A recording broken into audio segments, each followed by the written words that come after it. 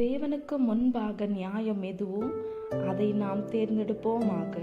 நம்முடைய தேவனாகிய கர்த்தருக்கு ஸ்தோத்திரம்.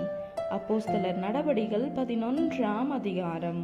புறஜாதியாரும் தேவ வசனத்தை ஏற்றுக்கொண்டார்கள் என்று யூதேயாவில் இருக்கிற அப்போஸ்தலரும் சகோதரரும் கேள்விப்பட்டார்கள். பேதுரு எருசலேமுக்கு திரும்பி வந்த போது விருத்த சேதனம் உள்ளவர்கள் அவனை நோக்கி, விருத்த சேதனம் இல்லாத மனுஷரிடத்தில் நீர் போய் அவர்களோடே போஜனம் பண்ணினீர் என்று அவனோடே வாக்குவாதம் பண்ணினார்கள். அதற்கு பேதுரு காரியத்தை முதலில் இருந்து வரிசையாய் அவர்களுக்கு விவரிக்க தொடங்கி, நான் யோப்பா பட்டணத்தில் ஜெபம் பண்ணி கொண்டிருந்த போது ஞான திருஷ்டி அடைந்து ஒரு தரிசனத்தை கண்டேன். அது என்னவென்றால், 4 முனைகளும் கட்டப்பட்ட பெரிய துப்பட்டியை போல ஒரு கூடு வானத்திலிருந்து என்னிடத்தில் இறங்கி வந்தது. அதிலே நான் உற்று பார்த்து கவனிக்கிற போது பூமியில் உள்ள 4 கால் ஜீவன்களையும் காட்டு மிருகங்களையும் ஊரும் பிராணிகளையும் ஆகாயத்து பறவைகளையும் கண்டேன். அல்லாமலும் பேதுருவே, எழுந்திரு, அடித்து புசி என்று என்னுடனே சொல்லுகிற சத்தத்தையும் கேட்டேன். அதற்கு நான், ஆண்டவரே, அப்படி அல்ல. தீட்டும் அசுத்தமுமாயிருக்கிற யாதொன்றும் ஒரு காலும் என் வாய்க்குள்ளே போனதில்லை என்றேன். 2ஆம் தரமும் வானத்திலிருந்து சத்தம் உண்டாகி, தேவன் சுத்தமாக்கினவர்களை நீ தீட்டாக எண்ணாதே என்று மறுமொழி சொல்லிற்று. இப்படி 3 தரம் சம்பவித்த பின்பு எல்லாம் வானத்திலிருந்து திரும்பி எடுத்துக் கொள்ளப்பட்டது. உடனே செசரியாவிலிருந்து என்னிடத்திற்கு அனுப்பப்பட்ட 3 மனுஷர் நான் இருந்த வீட்டுக்கு முன்னே வந்து நின்றார்கள். நான் ஒன்றுக்கும் சந்தேகப்படாமல் அவர்களோடே கூட போகும்படி ஆவியானவர் எனக்கு கட்டளையிட்டார். சகோதரராகிய இந்த 6 பேரும் என்னோடே கூட வந்தார்கள். அந்த மனுஷருடைய வீட்டுக்குள் பிரவேசித்தோம். அவனோ தன் வீட்டிலே ஒரு தேவதூதன் இருக்கிறதை கண்டதாகவும், யோப்பா பட்டணத்தில் இருக்கிற பேதுரு என்று மறுபேர் கொண்ட சீமோனை அழைக்கும்படிக்கு அவரை அவ்விடத்திற்கு அனுப்பு, நீயும் உன் வீட்டார் அனைவரும் ரட்சிக்கப்படுவதற்கேதுவான வார்த்தைகளை அவன் உனக்கு சொல்லுவான் என்று அந்த தூதன் தனக்கு சொன்னதாகவும் எங்களுக்கு அறிவித்தான். நான் பேசத் தொடங்கின போது பரிசுத்த ஆவியானவர் ஆதியிலே நம்மேல் இறங்கினது போலவே அவர்கள் மேலும் இறங்கினார்கள்.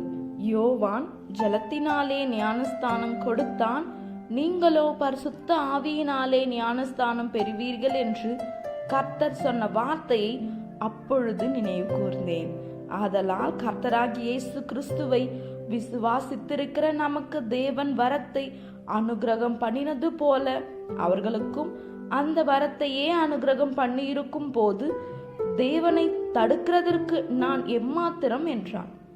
இவைகளை அவர்கள் கேட்ட பொழுது அமர்ந்திருந்து, அப்படியானால் ஜீவனுக்கேதுவான மனம் திரும்புதலை தேவன் புறஜாதியாருக்கும் அருள செய்தார் என்று சொல்லி தேவனை மகிமைப்படுத்தினார்கள். ஸ்தேவான் நிமித்தமாய் எழும்பின உபத்திரவத்தினாலே சிதறப்பட்டவர்கள் சுவிசேஷ வசனத்தை யூதர்களுக்கே அன்றி மற்ற ஒருவருக்கும் அறிவியாமல் பேனிக்கே நாடு, சீப்புரு தீவு, அந்தியோக்கியா பட்டணம் வரைக்கும் சுற்றி திரிந்தார்கள். அவர்களில் சீப்புரு தீருவாரும் சீரேனே பட்டணத்தாரும் ஆகிய சிலர் அந்தியோக்கியா பட்டணத்துக்கு வந்து கிரேக்கருடனே பேசி கர்த்தராகிய இயேசுவை குறித்து பிரசங்கித்தார்கள். கர்த்தருடைய கரம் அவர்களோடே இருந்தது. அநேக ஜனங்கள் விசுவாசிகளாகி கர்த்தரிடத்தில் திரும்பினார்கள். எருசலேமில் உள்ள சபையா இந்த காரியங்களை குறித்து கேள்விப்பட்ட போது அந்தியோக்கியா வரைக்கும் போகும்படிக்கு பர்னாபாவை அனுப்பினார்கள். அவன் போய் சேர்ந்து தேவனுடைய கிருபையை கண்டபோது சந்தோஷப்பட்டு கர்த்தரிடத்தில் மன நிர்ணயமாய் நிலைத்திருக்கும்படி எல்லாருக்கும் புத்தி சொன்னான்.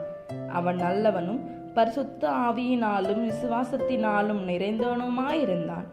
அநேக ஜனங்கள் கர்த்தரிடமாய் சேர்க்கப்பட்டார்கள்.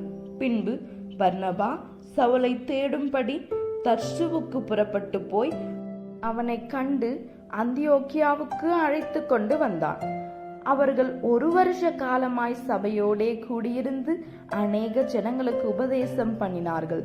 முதல் அந்தியோக்கியாவிலே சீஷர்களுக்கு கிறிஸ்துவர்கள் என்கிற பேர் வழங்கிற்று.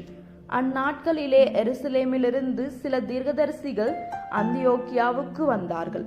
அவர்களில் ஒருவனாகிய ஆகாபு என்பவன் எழுந்து உலகமெங்கும் கொடிய பஞ்சம் உண்டாகும் என்று ஆவியானவராலே அறிவித்தான்.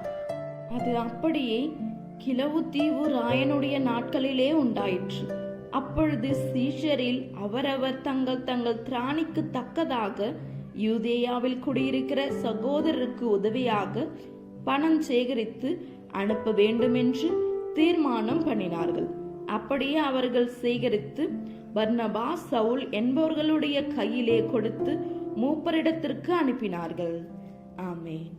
இந்த வசனங்களை கேட்டுக்கொண்டிருந்த உங்கள் அனைவரையும் நம்முடைய தேவனாகிய கர்த்தர் ஆசீர்வதிப்பாராக. ஆமென்.